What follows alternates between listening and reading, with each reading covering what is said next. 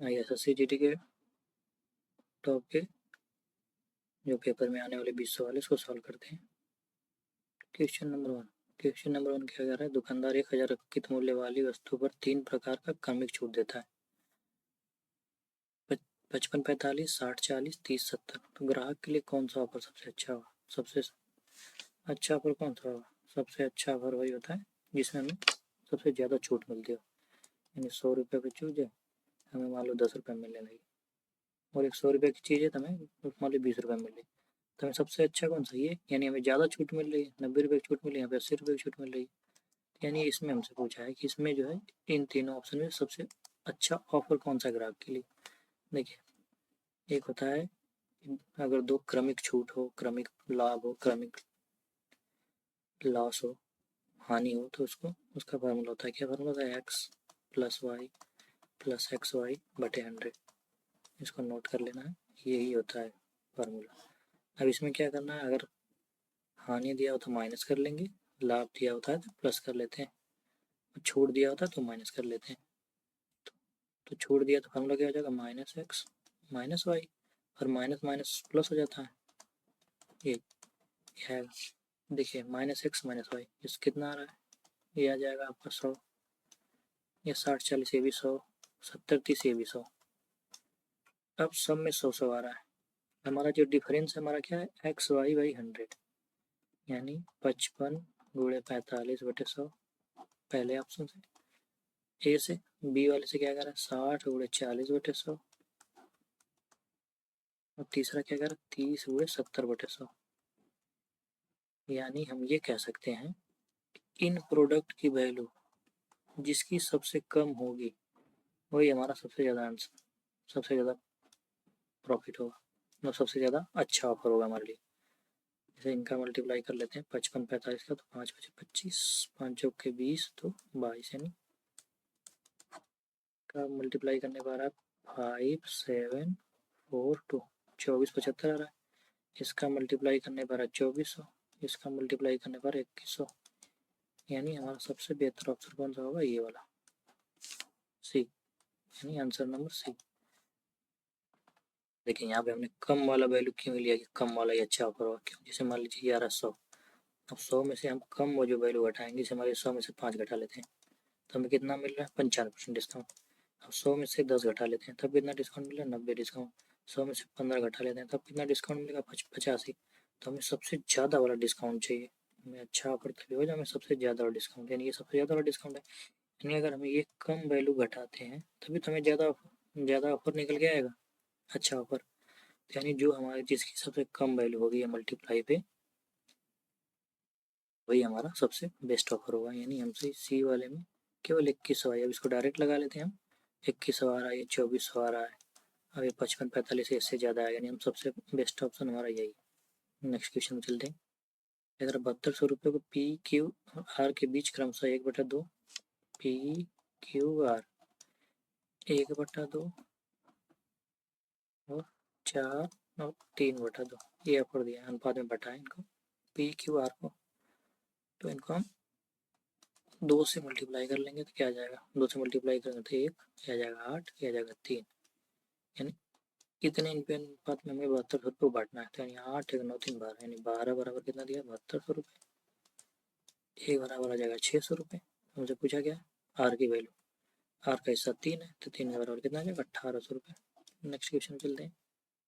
2320 रुपये में एक पुराना बल्ला खरीदता है और उसकी मरम्मत पर 180 रुपये खर्च करता है। यदि वह इसे 24 रुपये बेचता है, 180 रुपये इसमें और लगा दिया, बनवाया, उसका ग्रिप ग्रुप लगवा दिया, चढ़ा दिया, उसको नया स्टिकर लगा के नया बना दिया मान, तो 0 8 2 10 3 1 4 1 5, यानी 2500 रुपये का बल्ला बना दिया। लेकिन खरीदने आया एक गरीब बैट्समैन मिल गया, उसने मैंने बोला भैया 2400 में दे दो, मुझे 2400 में दे दो, तो कर ले 2400 में ले लो। तो इस बेचारे को 100 रुपये का तो अपना नुकसान हो गया, अपनी जेब से देना पड़ा। कितने कस्ट विक्रय का क्रय मूल्य हो जाएगा? 2500 रुपये। परसेंट निकालने के लिए 100 से मल्टीप्लाई कर देते हैं तो जीरो क्या आ जाएगा? 25 चौके 100, यानी इसको 4% का लॉस हो गया। हाँ जी। चौथा क्वेश्चन पे, यदि एक आयत की लंबाई 14.28% है की वृद्धि की जाती है तो क्षेत्रफल समान रखने के लिए इसकी चौड़ाई में कितने प्रतिशत की कमी की जानी चाहिए? यानी हमें कह रहा है कि 14.28% की वृद्धि कर देनी है इसमें लंबाई में। देखिए आयत का क्षेत्रफल कितना होता है, लंबाई गुणे चौड़ाई, यानी इन पर मल्टीप्लाई डिपेंड करता है। यानी एक का वैल्यू का हम क्या कर रहे हैं 14.828, 14.828 का वैल्यू कितनी होती है 1/7 ये होती है। इसको जब फ्रैक्शन में चेंज करेंगे भिन्न में तो 1/7 आएगा। तो यानी लंबाई क्या थी पहले 7 थी, 7 से बढ़ा के कितना कर दिया 8, यानी 7 पे 1 की बढ़ती हुई है, 7 से 8 कर दिया। तो हमें चौड़ाई क्या करनी चाहिए कि बराबर आया, तो हमें चौड़ाई को 8 से 7 कर देना पड़ेगा, क्योंकि तभी तो ये 56 आएगा, तभी ये 56 आएगा, तभी तो बराबर होगा। यानी हमें चौड़ाई 8 से 7 करनी पड़ेगी, यानी 1 कम करना पड़ेगा। कितने से कम करना पड़ेगा 8 में से 100 पे कितना, ये हमारा आ जाएगा चौड़ाई का परसेंटेज, यानी 12.5% इसका आंसर आ जाएगा। Answer number A. Question number 5 क्या है, 44 आम 121 केले और 11 सेब हैं, उन्हें कई पंक्तियों में इस तरह से व्यवस्थित किया जाना चाहिए कि प्रत्येक पंक्ति में समान संख्या में फल हो और प्रत्येक पंक्ति में एक प्रकार का फल हो। वैसे एक पंक्ति लगाई जा रही है, कई पंक्ति से इसमें आम लगाया जा रहा है तो इसमें आम ही हो, इसमें केले लगाया जा रहा है तो केले ही हो, इसमें सेब लगाया जा रहा है तो सेब ही हो। तो ऐसे ही मान लीजिए आम की कितनी क्यारियाँ हैं, ऐसे केले की कितनी क्यारियाँ और सेब की कितनी क्यारियाँ। पूछा है कि पंक्तियों की न्यूनतम संख्या कितनी है, तब देखिए कम से कम पूछता है न्यूनतम पूछता है, तो इसका हम HCF निकाल लेते हैं, यानी मौसम HCF निकाल लेते हैं। तो इसका महत्तम समवर्तक कितना आएगा, महत्तम समवर्तक आएगा 44, 121 11 में क्या 11 आ जाएगा। यानी केले के कितने, अगर 11 एक पंक्ति में 11 केले हैं तो कितनी पंक्ति लगेंगी 4 पंक्ति केले के लग जाएंगी। अगर 121, हाँ 4 पंक्ति आम के लग जाएंगे, 121 केले हैं तो 11 करके 11 पंक्ति केले की हो जाएंगे, 11 पंक्ति आएगा तो एक पंक्ति सेब की हो जाएगी। तो टोटल कितनी पंक्ति हो जाएगी 11 4 15 1 16, टोटल 16 पंक्ति हमारी लगानी पड़ेगी। तो यानी ये जाएगा हमारा आंसर 16। क्वेश्चन नंबर 6 क्या, चक्रवृद्धि ब्याज वार्षिक रूप से संयोजित हो रहा है, पर रखी गई धनराशि 10 वर्ष में दोगुनी हो जाती है, तो समय ज्ञात की धनराशि स्वयं की 4 गुनी हो जाएगी। जैसे एक धनराशि है वो दोगुनी हो जा रही है, कितने साल में 10 वर्ष में, तब दोगुनी से होगी, अगले साल में फिर दोगुनी होगी, तो दोगुनी से दोगुनी कितनी हो जाएगी 4 गुनी हो जाएगी। तो भैया 4 गुनी 10 साल लगेगा फिर इसको, तो पूछा क्या है 1 से 4 गुनी होने में कितने साल का समय लगा 10 साल यहाँ 10 साल यहाँ, टोटल 20 साल का समय लगा उसको। तब जैसे अब अगली साल 10 साल में क्या हो जाएगी 4 से 8 गुनी हो जाएगी। पूछता है कि 8 गुना होने में कितना समय लगा, तो लगा 30 साल लगा। अब ये 8 से 16 हो जाएगी, तो 8 से 16 होने में कितना समय लगा 10 साल और लगेगा, यानी 40 साल समय लगेगा। यानी इसको डायरेक्ट लिखते हैं 2 के पावर कितनी गुनी करनी है हमें, ये 2 के पावर 2 4 गुनी है, तो ये इसी में 10 का मल्टीप्लाई कर देंगे आंसर। जैसे 8 गुनी पूछता तो 2 के पावर 3 कितना साल लगता 30 साल लगता। 2 के पावर से 16 पूछ दिया, 2 के पावर कितना मतलब कुछ भी पूछ दिया 32 64 64 गुनी कितनी बार में जाए, तो 64 का क्या था 2 दूनी के 4 दूनी के 8 दूनी 16 दूनी 32, 2 के पावर 5 ही होता है 64, यानी कितना साल लगता उसको 50 साल लगता। ये ऐसे समझ लीजिए चाहे ऐसे समझ लीजिए, यही अब जैसे बहुत बड़ा दे देता था आपको ऐसे ऐसे बनाना पड़ता, लेकिन ये समझ लीजिए कि 2 के हम पावर बनाएंगे यहाँ पे, कि अब जितना गुना रखा है उतना बनाएंगे, इसी में 10 का मल्टीप्लाई, मतलब जो समय दिया होगा पहले अगर दुगुना होने में जितना समय लग रहा होगा वही इसमें मल्टीप्लाई से मान लीजिए 10 साल ना देके 5 साल दिया होगा, तो हमें यहाँ पे दोगुना होने में कितना समय लगता 5 का मल्टीप्लाई करें 10 साल लगता है। ऐसे ही आगे बढ़ेंगे। क्वेश्चन नंबर 7, एक छात्र ने एक परीक्षा में 75% अंक प्राप्त किया, 60% अंक प्राप्त करने 8% अंक प्राप्त करने वाले दूसरे छात्र से 30 अंक अधिक प्राप्त किया, यानी 100 टोटल 100 नंबर का पेपर है। ये पा गया 75, इसने पाया 60, कह रहा है ये 15 नंबर ज़्यादा पाया, कितना पाया 15, लेकिन हकीकत में कितना पाया 30, यानी 15 की वैल्यू भी हमारी 30 है, एक की वैल्यू कितनी है 2, तो हमारा पेपर कितने का 100 नंबर का, यानी टोटल नंबर कितना हमारा 200। क्वेश्चन नंबर 8, क्या 8 दिन काम करने के बाद राखी को पता चलता है कि केवल 10% काम पूरा हुआ है, उसने पूनम को काम पर रखा जो राखी से 20% अधिक दक्ष है, शेष काम पूरा करने में उन्हें मिलकर कितने दिन लगेंगे। अब देखिए 8 दिन तो काम करिए राखी, उसके बाद काम पे दोनों लोग मिलकर काम कर रहे हैं राखी और पूनम। अब देखिए अब क्या कह रहा है कि राखी और पूनम, राखी से 20% अधिक दक्ष है कौन पूनम, यानी 20% ज़्यादा है, यानी 20% की वैल्यू कितनी होती है 1/5। यानी राखी 5 के एफिशिएंसी से काम करी तो पूनम कितने एफिशिएंसी से काम करी 6। इनकी एफिशिएंसी आ जाएगी क्षमता, इनकी ये क्षमता निकल के आ गई। कौन ज़्यादा करा तो राखी से, यानी ये ज़्यादा है पूनम राखी से 20%, यानी 5 से 6 हो गई। अब क्या कह रहा शेष काम पूरा होने में उन्हें कितना, अब देखिए ये 5 की एफिशिएंसी से राखी काम कर रही है, 8 दिन काम करी, 8 दिन काम करी तो कितना काम कर ली 40 काम, 40 काम किया ये, लेकिन काम है कितना ये 10% ही काम है। तो अभी बचा कितना काम हमारा 90%, 10% ही काम कितना है हमारा 40 काम है। तो हमारा काम कितना बचा है 90%, 90% की वैल्यू कितनी आ जाएगी 10 9 90, 4 9 63। अब हमें 360 काम करना बाकी, जिसे 10% ही 40 काम किया, तो अब बचा 90%, 90% 360 काम। अब 360 काम को राखी और पूनम मिल करेंगे, तो राखी कितना है 5 और पूनम की एफिशिएंसी 6, यानी टोटल 360/11 दिन लगेंगे इनको काम करने में। 360/11। क्वेश्चन नंबर 9 पे चलते हैं। एक वस्तु का विक्रय मूल्य 5175 रुपये है और 25% की छूट दी जाती है, यानी 5175 रुपये है। क्या है ये एस पी, 25% छूट जाती है तो वस्तु का अंकित मूल्य कितना होगा। अब जैसे जो अंकित मूल्य रहता है उसी पे छूट दी जाती है, कितने की छूट दी है 25% की। 25% मतलब कितना होता है 1/4, यानी 4 इसका था मार्क प्राइस, 1 रुपये की इसमें क्या दी छूट, तो कितने में सामान बेचा 3 में। अब यही 3 की वैल्यू कितना दिया 5100, 3 की वैल्यू दी है 5175, एक की वैल्यू आ जाएगी कितनी 3 का 3 2 3 7 21, 3 ना 6 3 5 15 1725। पूछा क्या वस्तु का विक्रय मूल्य, इसमें 4 का मल्टीप्लाई कर देंगे तो हमारे ये अंकित मूल्य निकल के आ जाएगा। अंकित मूल्य कितना है 4, तो 4 बचे 20, 4 दूनी 8 2 10 17 64 6900 रुपये। 6900 रुपये कितना निकल के आ गया हमारा ये मार्क अंकित मूल्य 6900 रुपये। क्वेश्चन नंबर 10, आर एक कार्य को 90 दिनों में पूरा कर सकता है, संपूर्ण कार्य का कितना परसेंट कार्य आर द्वारा 45 दिनों में। हम 90 दिनों में पूरा कर सकता है, संपूर्ण कार्य का कितना परसेंट कार्य 45 दिनों में। अब 90 दिनों में 100% कर दे रहा है, 90 दिनों में 100% काम कर दे रहा है, तो 45 दिनों में कितना करेगा 50% ही काम पूरा करेंगे। तो सिंपल सवाल है, ये किसी पेपर में पूछा हुआ था SSC GD के, तो इसलिए मैंने ले लिया इसको। क्वेश्चन नंबर 11 चलते हैं। 11 क्या कर रहा है, एक परीक्षा में उपस्थित कुल विद्यार्थियों से 93% विद्यार्थी उत्तीर्ण हुए और इतने विद्यार्थी अनुत्तीर्ण हुए, यानी 93% कितने हुए ये पास हुए, फेल कितने हुए 7%। यही 7% की वैल्यू कितना दिया 92 75। टोटल विद्यार्थी है 100, 100%, 100 में से 93% पास है, 7% फेल हुए, तो 7% वैल्यू दिया था। 7 इकाई 7 बचेगा 2, 7 3 21 बचेगा 1, 7 दूनी 14 बचेगा 3, कितना ये आ जाएगा 1% की वैल्यू। हमें पूछना कितना 100%, तो इसमें 2 जीरो चिपका देंगे दोनों तरफ, 13 25 डबल आंसर आ जाएगा। क्वेश्चन नंबर 12, एक वर्ष में सपना का औसत मासिक व्यय वर्ष के पहले 3 महीनों के लिए 1100 रुपये, अगले 5 महीनों के लिए 1000 रुपये और अंतिम 4 महीनों के लिए 1200 रुपये था। यदि कुल वार्षिक बचत 1300 रुपये थी तो सपना की औसत मासिक आय कितनी थी।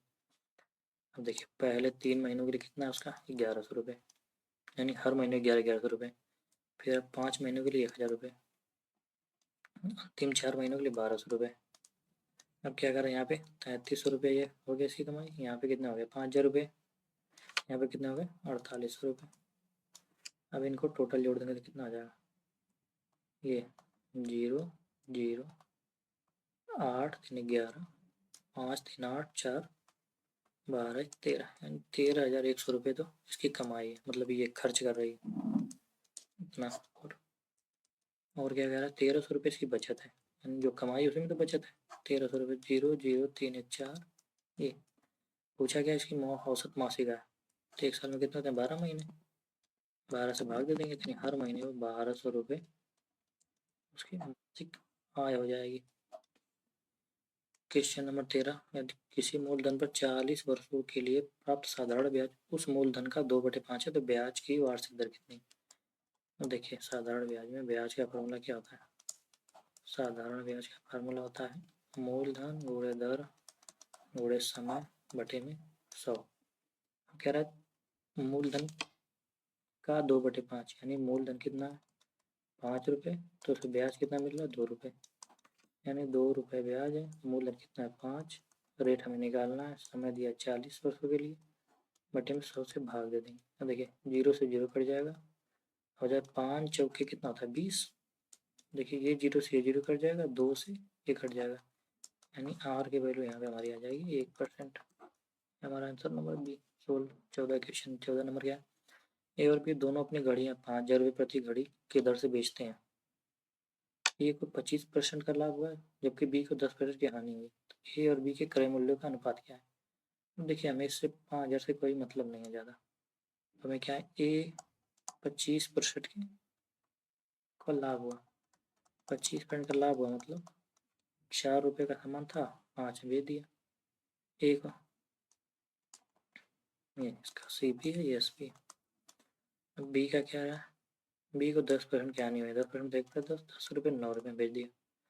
लेकिन हमें क्या करा है विक्रय मूल्य दोनों का समान है, 5,000 रुपये है, मतलब हर घड़ी को 5,000 रुपये बेचे, यानी हम यहाँ पे 5 रुपये बेच रहे हैं 9 रुपये। हम क्या कह रहे हैं दोनों को समान कर देंगे विक्रय मूल्य। अगर इस वाले में से अगर 9 का मल्टीप्लाई कर देंगे इस वाले में 5, तो 45, ये भी 45 हो जाएगा, 9 का हो जाएगा 4 9 36, 9 5 45, 5 दाम 50, 5 9 45। तो हम विक्रय मूल्य सेम कर लिया हमने, क्योंकि सेम ही कह रहा है 5,000 रुपये 45 45 में बेचा। तो पूछा क्या हमें क्रय मूल्य का अनुपात पूछा, तो क्रय मूल्य का अनुपात कितना है 36/50, यानी 18/25। ये आ जाएगा आंसर है नंबर ए। 15 नंबर का क्वेश्चन है, दो रेलगाड़ियां समान चाल से विपरीत दिशा में, देखिए इस पर ध्यान देना था, विपरीत दिशा में चल रही है।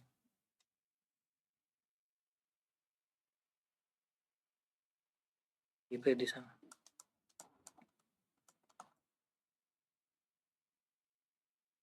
विपरीत दिशा में स्पीड क्या होती है ऐड हो जाती है, और यही सेम दिशा में रहती है। सेम मतलब आमने सामने, सेम दिशा, तो स्पीड क्या हो जाती है माइनस हो जाती है। सेम दिशा यानी आमने सामने, मतलब एक ही दिशा में। आमने सामने तो हो गया ना, आमने सामने यानी विपरीत दिशा में हो गया आमने सामने, एक इधर को जा रही है इधर को, एक ही दिशा में। एक ही दिशा भी लिखा होगा तो स्पीड माइनस करेंगे, लेकिन यहाँ पे क्या करें विपरीत दिशा में, तो विपरीत दिशा में स्पीड जुड़ जाएगी। कह रहा है दो रेलगाड़ियाँ दोनों 320 मीटर की, नहीं ये 320 मीटर की है, दोनों 320 मीटर की।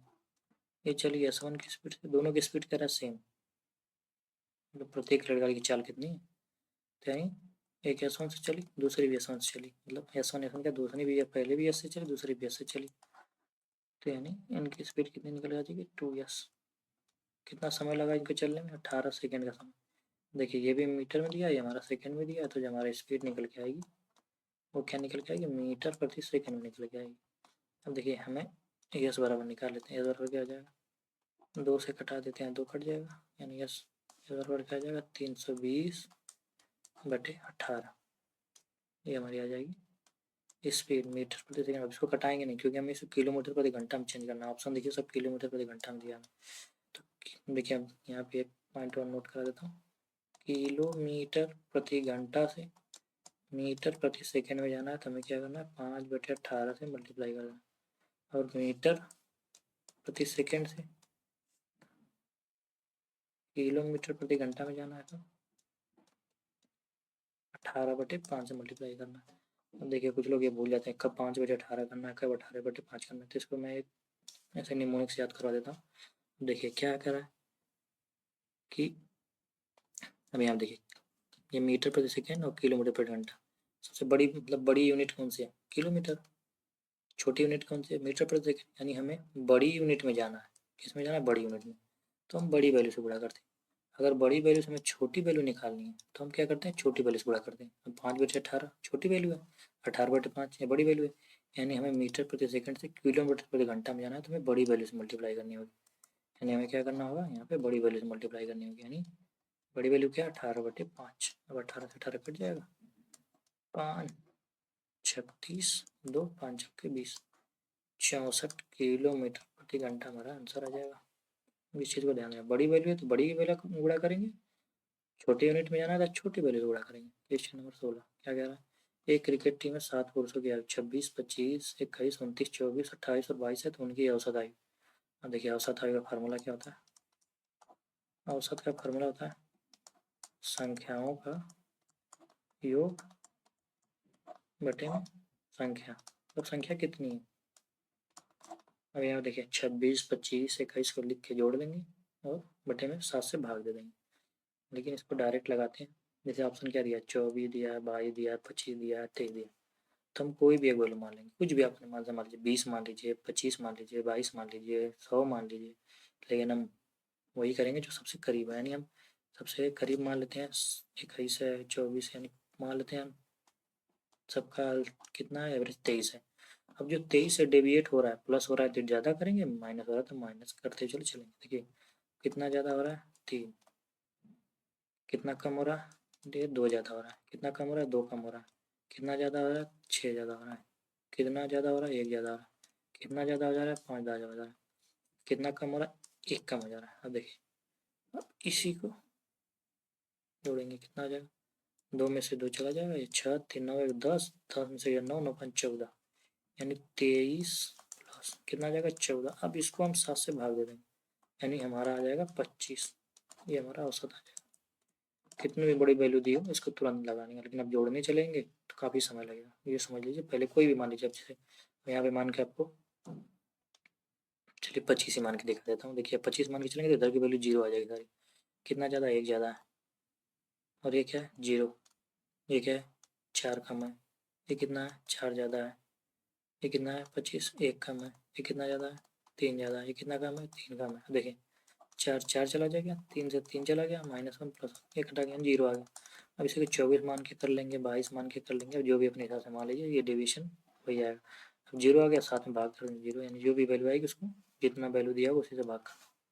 क्वेश्चन नंबर 17 चलते हैं, एम और एन 9:6 के अनुपात में, M plus N M minus N, ये माइनस है, ये माइनस दिया है, एम माइनस एन दिया है, तो एम प्लस एन इसको डायरेक्ट डेट 9 प्लस 6 9 माइनस 6 15/3 यानी 5/1। 18 नंबर, एक कुर्सी का अंकित मूल्य 2,000 रुपये, 20% और x% तो क्रमिक छूट देने के बाद कुर्सी को 1400 रुपये में बेचा जाता तो यक्स का मान ज्ञात था। अब देखिए क्या करा, 2,000 रुपये है, जैसे 20% की छूट दी, यानी 20 मतलब 5 से 4 में बेचा।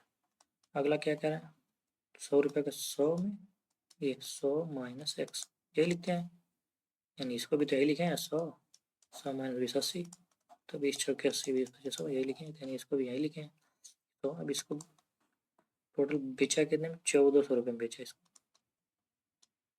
देखिए 2 जीरो से 2 जीरो चला जाएगा, 5 चौके 20 कितना जाएगा 16, 16 का मल्टीप्लाई 100 में करेंगे 1600 माइनस 16x बराबर 1400, 16x बराबर कितना आ जाएगा 200, x बराबर कितना आ जाएगा 16 एक 16 बचेगा 4, 16 दूना के 32 बचेगा 8 85, यानी से x बराबर 12.5%, यानी हमें कितना परसेंट का दूसरी डिस्काउंट देना होगा 12.5%। क्वेश्चन नंबर 19, एक गोताखोर स्थिर जल में 3 किलोमीटर प्रति घंटा की चाल से नाव चलाता है, यानी उसके नाव की स्पीड कितनी है 3 किलोमीटर प्रति घंटा, और 50 किलोमीटर धारा के प्रतिकूल और 50 किलोमीटर धारा के अनुकूल। देखिए प्रतिकूल अनुकूल ये समझना है। प्रतिकूल मतलब जैसे नाव, ऐसे ना ये नदी है, इधर को धारा बह रही है, आप इधर से ले आ रहा हो, तो यानी आपको ये धारा जो धकेलेगी, यानी स्पीड आपकी कम हो जाएगी, स्पीड आपकी कम हो जाएगी, यानी नाव की स्पीड माइनस धारा की स्पीड। अनुकूल में क्या होता है, यही इधर को धारा बह रही है, आप भी इधर के जा रहे हो, ये धकेल के इधर ले जाएगी, यानी स्पीड आपकी बढ़ जाएगी। ये नाव की स्पीड प्लस धारा की स्पीड, मैंने नाव की स्पीड दे दिया 3 किलोमीटर प्रति घंटा। अब पूछा कि हमें धारा के प्रतिकूल यानी प्रतिकूल पूछा है, यानी हमें नाव की गति में से धारा की गति घटाना हो। लेकिन आगे क्या कह रहा है, 50 किलोमीटर जाता है प्रतिकूल। प्रतिकूल प्रतिकूल कितना, नाव, प्रतिकूल मतलब नाव की चाल। नाव की चाल यहाँ पे दे दिया है 3 किलोमीटर घंटा, और हमें कितना निकालना है, धारा की चाल बराबर 50 किलोमीटर घंटा 3 प्लस ऐसे अनुकूल जा रहा है। अब देखिए यहाँ पे क्या कह रहा है कि अनुकूल जाने की तुलना में 2 गुना समय लेता है। देखिए यहाँ पे एक चीज लड़के कभी करते हैं, इधर 2 का मल्टीप्लाई करना, इधर 2 का मल्टीप्लाई। अब इसको समझना है, कैसे समझते हैं, 50 किलोमीटर धारा के अनुकूल जाने की तुलना में 2 गुना समय लेता है। कौन 2 गुना समय लेता है, 50 किलोमीटर धारा के अनुकूल जाने की तुलना में 2 गुना समय लेता है। कौन, ये प्रतिकूल वाला। अब देखिए मान लीजिए ये कह रहा है, यानी ये एक समय ले रहा है, ये अनुकूल वाला, तो प्रतिकूल कितना ले रहा है, 2। यही कहना चाह रहा है ना कि इससे 2 गुना समय ले रहा है अनुकूल से। तो यानी अगर हम इधर 2 का मल्टीप्लाई कर देंगे तब समय बराबर हो गया, यही कहना चाह रहा है वो, तभी तुम बराबर का चिन्ह लगाए हैं। फिर से समझाता हूँ आपको, इस पॉइंट को अच्छे समझिए। क्या कह रहा है, 50 किलोमीटर धारा के प्रतिकूल जाने में 50 किलोमीटर धारा के अनुकूल जाने की तुलना में 2 गुना समय लेता है। तो यानी अनुकूल जो जाता है एक, यहाँ पे जो जाता है प्रतिकूल, इसमें 2 गुना समय लगता है। तो यानी हम अनुकूल वाले में ही 2 का मल्टीप्लाई करेंगे तो हमारा ये आ जाएगा बराबर। यानी यहाँ पे हम 2 गुना समय लेता है। देखिए 50 से 50 कट गया, तो ये क्या आ जाएगा, 2 3 6 माइनस 2s 3 प्लस s, ये कितना आ जाएगा, 6 में से 3 जाएगा 3, बराबर 3s। तो s की वैल्यू कितनी आ जाएगी, 1। या धारा के प्रतिकूल, धारा के प्रतिकूल पूछा है, तो धारा के प्रतिकूल कितनी है, नाव की चाल 3, धारा की चाल 1, ये 2 किलोमीटर प्रति घंटा। और यहाँ के धारा के प्रतिकूल का ठीक डी वाला आंसर, वो छड़ के एक निकाल के एक ही मार देंगे। अब इतना सवाल लगाने के बाद भी आप एक मारोगे तो यानी सवाल आपका गलत हो जाएगा। क्वेश्चन नंबर 20 कह रहा, 2 पाइप ए और बी 1000 लीटर की टंकी को क्रमशः 5 घंटे और 6 घंटे में भर सकते हैं। यदि उन्हें एक साथ खोला जाता तो 1800 लीटर की खाली टंकी को भरने में उन्हें कितने घंटे लगेंगे। अब देखिए 1000 लीटर की टंकी है, 5 घंटे में भर दे रहा है, यानी पर घंटे कितना भर रहा है, 200 क्षमता के हिसाब से भर रहा है। इसकी क्षमता कितनी है, एक ही 200। बी वाला क्या कह रहा है, 1000 भरने को 6 घंटे लग रहे हैं, यानी बी की क्षमता कितनी है, 500/3। अब कह रहा है 1800 टंकी है, इसे भरने में ये 200 घंटे लेगा, मतलब 200 की पेशेंस से भरेगा। और बी कितने पेशेंस भरेगा, 500/3 की पेशेंसी से। तो यानी हमें कितना टाइम लगेगा, 1800 बटे में 3 दूना के 600, ये हो जाएगा ना, 3 दूना के 600 प्लस 500 1100, 1100 बटे 3, तो 3 ऊपर चला जाएगा, 0 से 0 कट जाएगा, यानी 18 3 54/11, यानी हमारा आंसर आ जाएगा 54/11। धन्यवाद आपका, चैनल को सब्सक्राइब कर लीजिए।